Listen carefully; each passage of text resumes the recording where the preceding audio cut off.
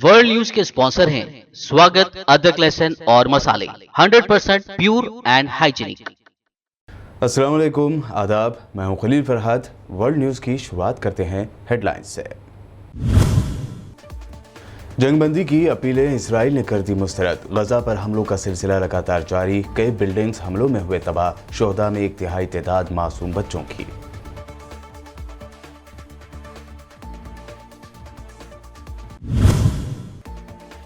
Israel को जंगबंदी की appeal करने वाले अमेरिका का शैतानी चेहरा फिर आया दुनिया के सामने। इसराइल को $73 करोड़ के हथियार बेचने की डील पर जो बाइडेन ने कर दिए साइन।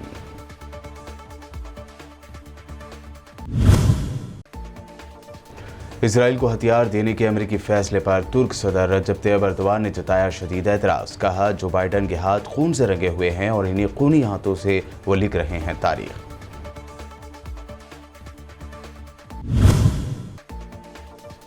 वज़ीर-ए-आज़म नरेंद्र मोदी ने रियासत और उनके ज़िले अहदेदारों से की कोरोना वायरस को लेकर बात। लोकल कंटेनमेंट जोन, तेजी के साथ जांच, सही और पूरी जानकारी और काला बाजारी पर लगाम को बताया अहम हथियार।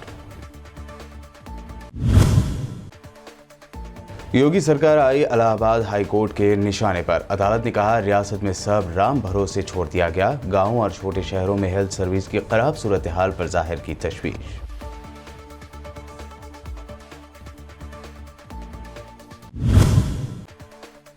और कमजोर पड़ा तूफान ताउते। गुजरात में 3, महाराष्ट्र में 6 लोगों की मौत। महाराष्ट्र, कर्नाटक और गुजरात में शदीद बारिश और तेज हवाओं की वजह से दरख्त और बिजली के पोल उखड़ गए।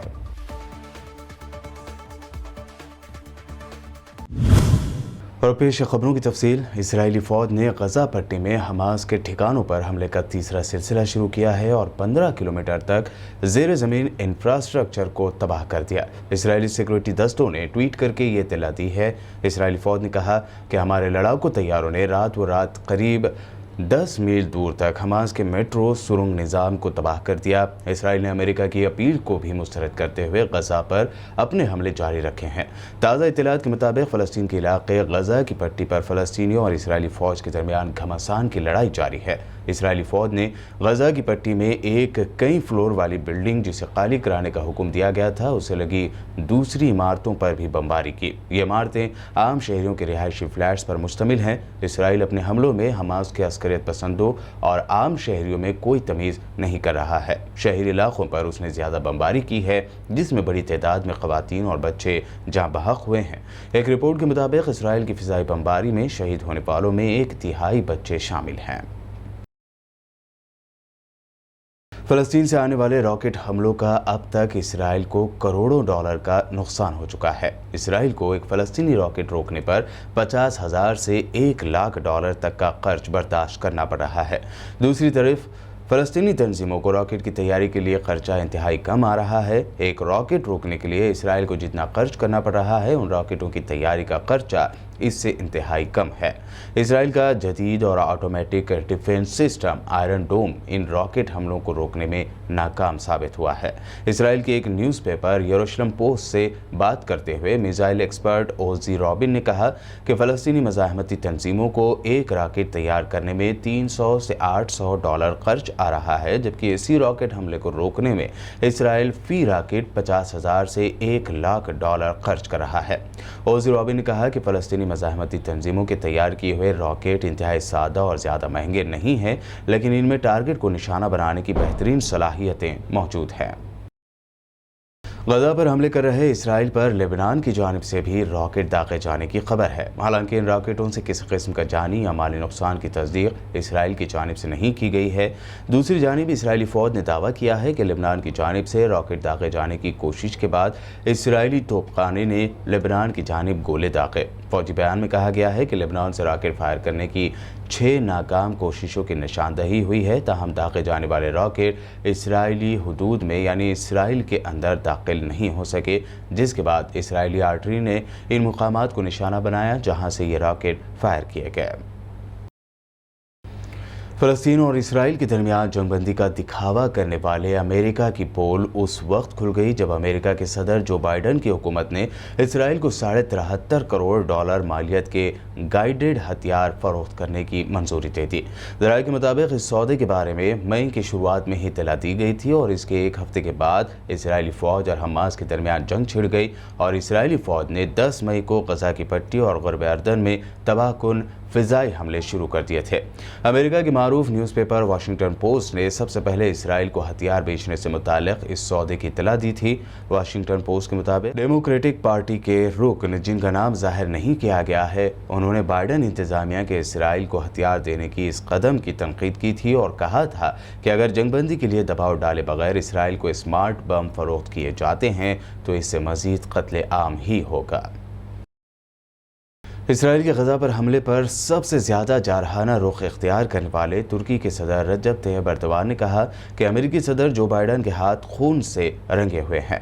एर्दोगान ने जो बाइडन पर अमेरिका के सदर बनने के बाद से अब तक का सबसे शदीद रिमार्क या कमेंट पास किया है। तुर्की अमेरिका के साथ अच्छे रिश्ते बनाने की कोशिश कर रहा था, ताहम ऐसे में इसराइल की जानिब से फ़लस्तीन पर हमले और फिर अमेरिका की जानिब से इसराइल को हथियार बेचने पर एर्दोगान ने शदीद नाराज़गी जाहिर करते हुए जो बाइडन पर ये कमेंट पास किया।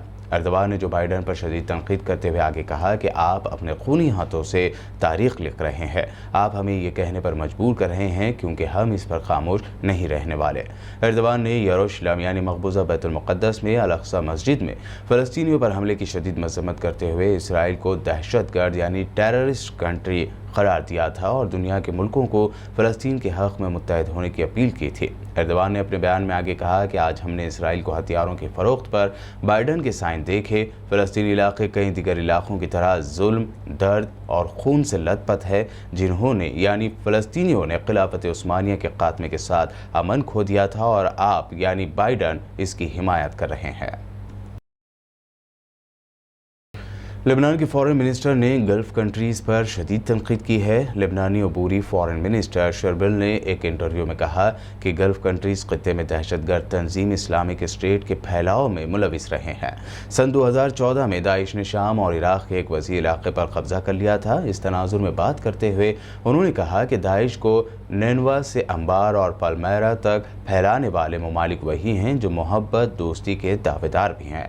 हालांकि उन्होंने गल्फ़ कंट्रीज़ में से किसी एक का डायरेक्ट नाम नहीं लिया, ताहम उनके सख्त बयान को लेबनानी PM साद हरेरी ने नामंजूर करते हुए कहा कि इससे लेबनान के गल्फ़ कंट्रीज़ के साथ ताल्लुकात को नुकसान पहुँच सकता है जो पहले ही मसाइल का शिकार हैं। सऊदी अरब के ईस्टर्न सूबे में मुल्क को बहरीन से मिलाने वाले ब्रिज पर शहरियों और सऊदी अरब में मुकीम गैर मुल्कियों की बड़ी तादाद देखी जा रही है। ये सूरत हाल सऊदी अरब की जानिब से इंटरनेशनल फ़्लाइट्स और सफ़र की इजाज़त दिए जाने के फ़ैसले के साथ बैक वक्त सामने आई।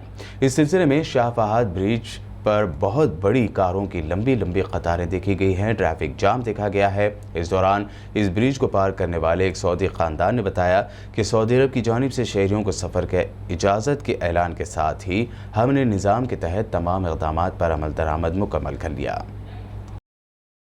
वर्ल्ड न्यूज़ में वक्त हुआ है एक शॉर्ट ब्रेक का। ब्रेक के बाद जल्द लौटेंगे और देखेंगे अहम नेशनल न्यूज़।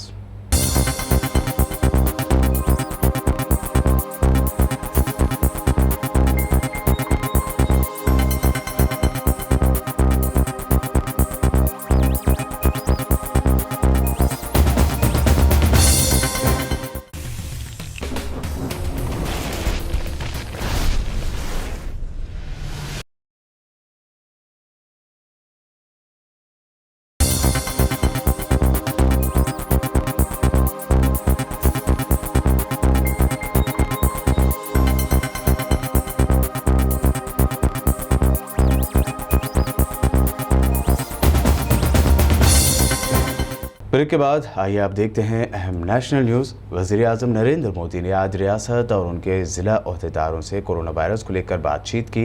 इस दौरान PM मोदी ने कहा कि कोरोना के खिलाफ हमारे अहम हथियार लोकल कंटेनमेंट जोन्स, तेज़ी के साथ जांच, सही और पूरी जानकारी और काला बाजारी पर लगाम है। इसके साथ ही उन्होंने कहा कि इस जंग में आप सब एक अहम रोल में हैं। आप इस जंग के एक तरह से फील्ड कमांडर हैं। कोरोना से निपटने से जुड़े अपने अच्छे तजुर्बात मुझे भेजिए, मेरे पास पहुंचाइए। मैं इसका दूसरे ज़िलों में कैसे इस्तेमाल हो इसको लेकर ज़रूर सोचूंगा। मेरा आप सबसे आग्रह है कि आप बिना संकोच, आपको लगता है कि जो चीज आपने अच्छी की है, अच्छे ढंग से की है, वो मुझे जरूर भेजिए लिख करके, मेरे तक पहुंचाइए और मैं इसका अन्य जिलों में उपयोग कैसे हो इसकी जरूर चिंता करूंगा। क्योंकि आपकी मेहनत, आपके इनोवेशंस ये देश के भी काम आने चाहिए। और मुझे विश्वास है आज जितनी बातें मेरे सामने आई, ऐसी बहुत सी बातें हैं जो हमें काम आएगी। और इसलिए मैं आपसे इंतजार करूंगा कि आप अपनी कुछ चीजें जरूर मेरे से शेयर करिए। आपके हर प्रयास की मैं भूरी भूरी प्रशंसा करता हूं, सराहना करता हूं। साथियों, पीएम केयर्स के माध्यम से देश के हर जिले के अस्पतालों में ऑक्सीजन प्लांट लगाने पर तेजी से काम किया जा रहा है। कई अस्पतालों में ये प्लांट काम करना शुरू भी कर, जैसे अभी चंडीगढ़ का हमने सुना, कितना बेनिफिट हुआ उनको। और इसलिए आपसे मेरा आग्रह है कि जिस भी जिलों को ये प्लांट अलॉट होने वाले हैं, वहां हर जरूरी तैयारी पहले से पूरी होने पर ऑक्सीजन प्लांट और तेजी से सेटअप हो जाएंगे। मुल्क की सबसे ज़्यादा आबादी वाली रियासत उत्तर प्रदेश, जहां कोरोना वायरस की दूसरी लहर ने तबाही मचाई हुई है, यहां गांवों और छोटे शहरों में हेल्थ सर्विस की खराब सूरत हाल है। इसी को लेकर इलाहाबाद हाई कोर्ट ने कहा है कि सब राम भरोसे है। 2 जजों की बेंच ने यूपी में कोरोना मरीजों की अच्छी देखभाल की मांग करने वाली दरख्वास्त पर सुनवाई करते हुए कहा कि छोटे शहरों और गांवों में हेल्थ सर्विस राम भरोसे ही है। बेंच ने गौर किया कि संतोष कुमार नाम का एक मरीज अस्पताल में भर्ती हुआ था, जिसकी टॉयलेट में गिर जाने की वजह से मौत हो गई, जिसके बाद डॉक्टरों और मेडिकल स्टाफ ने इस मरीज को नामालूम बताया। कोर्ट ने इसे नाइट ड्यूटी पर तैनात डॉक्टरों की बड़ी लापरवाही के तौर पर नोट किया है। उत्तर प्रदेश में कोरोना से तबाही और बेहद खराब मैनेजमेंट की वजह से योगी सरकार पर हर एक के निशाने पर आ गई है। ऐसे में अब उसकी जानिब से मुजव्वज़ा स्पेशल सिक्योरिटी फोर्स की कार्रवाइयों पर भी सवाल उठाए जा रहे हैं। हैदराबाद रुकन पार्लियामेंट और मजलिस इत्तेहादुल मुस्लिमीन के सरबराह असदुद्दीन ओवैसी ने योगी हुकूमत पर शदीद तनकीद की है। ट्वीट करते हुए असदुद्दीन ओवैसी ने लिखा कि UP government Uttar Pradesh special security force introduce करना चाहती है, जो आपको अरेस्ट कर सकती है और आपके घरों की तलाशी ले सकती है, वो भी बिना वारंट के। कोई भी शहरी के पास ये इख्तियार नहीं है कि वो इस स्पेशल सिक्योरिटी फोर्स के खिलाफ केस कर सके किसी भी एक्ट के तहत। कांग्रेस के साबिक सदर राहुल गांधी ने कहा है कि मुल्क में कोरोना की तीसरी लहर की पेशगोई की जा रही है और इसके पेश नज़र वक्त के साथ बच्चों को इस वबा से बचाने के लिए मुनासिब इक़दामात करने की इंतहाई ज़रूरत है। राहुल गांधी ने आज कोरोना से निपटने की हुकूमत की पॉलिसी पर सवाल उठाते हुए कहा कि बच्चों को वबा से महफूज रखने के लिए मोदी सरकार को नींद से जगाने की ज़रूरत है, ताकि सही वक्त पर इलाज का मुनासिब इंतज़ाम किया जा सके। उन्होंने अपने ट्वीट में लिखा कि आने वाले वक्त में बच्चों को कोरोना से महफूज रखना होगा। आने वाली सूरत हाल से निपटने के लिए बच्चों की खिदमात यानी पीडियाट्रिक सहूलतें, वैक्सीन और इलाज के प्रोटोकॉल अभी से तैयार होने चाहिए। मुल्क के फ्यूचर के लिए मौजूदा मोदी सिस्टम को नींद से जगाना जरूरी है। कोरोना वायरस को शिकस्त देने के लिए मुल्क में वैक्सीनेशन का काम जारी है। इस दरमियान वैक्सीन की पॉलिसियों में लगातार तब्दीलियां हो रही हैं। अब नए चेंज के मुताबिक अगर किसी शख्स को कोरोना वायरस होता है तो वो रिकवर होने के करीब 9 महीने बाद ही वैक्सीन का डोज ले पाएगा। National expert group on vaccine administration की जानिब से जल्द ही इस पर फैसला किया जा सकता है। ग्रुप ने रिकवरी के 9 महीने बाद ही टीका लगवाने की एडवाइस दी है। बता दें कि हाल ही में इस ड्यूरेशन को 6 महीने किया गया था, लेकिन अब ये 9 महीने तक बढ़ाया जा सकता है। कलकत्ता हाईकोर्ट ने पीर की रात तृणमूल कांग्रेस के 3 लीडरों और वजीर आला ममता बनर्जी के साबिक करीबी साथी को दी गई जमानत पर रोक लगा दी है। सेंट्रल ब्यूरो ऑफ इन्वेस्टिगेशन यानी सीबीआई ने इससे पहले ही दिन में नारडा स्टिंग मामले में तृणमूल कांग्रेस के लीडरों को गिरफ्तार किया था। बादशाह सीबीआई की खुसूसी अदालत ने चारों रहनुमाओं को जमानत पर रिहा कर दिया था। गुजरात में 20 सालों के सबसे भयानक तूफान ताउते ने पीर की देर रात दस्तक दी है। साउथ वेस्ट स्टेट में तूफान ताउते कहर बनकर टूटा।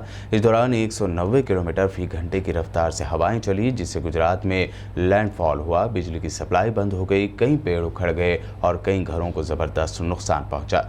महकमे मौसमियात ने अपने एक ट्वीट में कहा कि तूफान ताउते कमजोर हो रहा है। गुजरात के 20 जिलों में NDRF की 44 टीमें तैनात की गई थीं। इसके अलावा 1400 से ज़्यादा अस्पतालों में जहां कोरोना के मरीज हैं, वहां पावर बैकअप तैयार रखे गए थे।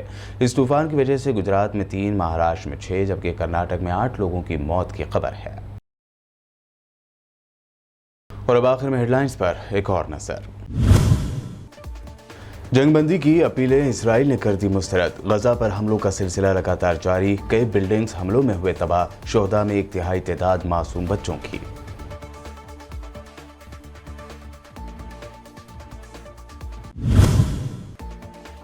इसराइल को जंगबंदी की अपील करने वाले अमेरिका का शैतानी चेहरा फिर आया दुनिया के सामने। इसराइल को $73 करोड़ के हथियार बेचने की डील पर जो बाइडेन ने कर दिए साइन।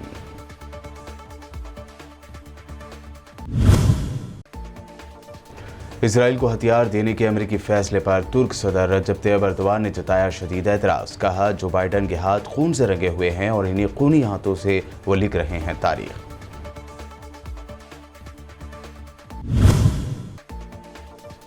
वज़ीर-ए-आज़म नरेंद्र मोदी ने रियासत और उनके ज़िलाई ओहदेदारों से की कोरोना वायरस को लेकर बात। लोकल कंटेनमेंट जोन, तेजी के साथ जांच, सही और पूरी जानकारी और काला बाजारी पर लगाम को बताया अहम हथियार। योगी सरकार आई इलाहाबाद हाई कोर्ट के निशाने पर। अदालत ने कहा, रियासत में सब राम भरोसे छोड़ दिया गया। गांव और छोटे शहरों में हेल्थ सर्विस की खराब सूरत हाल पर जाहिर की तशवीश।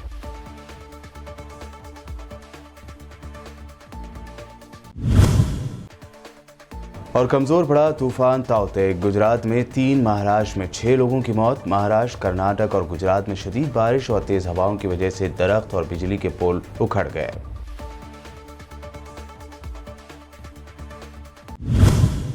वर्ल्ड न्यूज़ में ये थी अब तक की अहम नेशनल और इंटरनेशनल न्यूज़। हमारे चैनल को सब्सक्राइब, लाइक और हमारे वीडियोस को शेयर ज़रूर करें। मज़ीद अपडेट्स के लिए देखते रहिए BPN चैनल।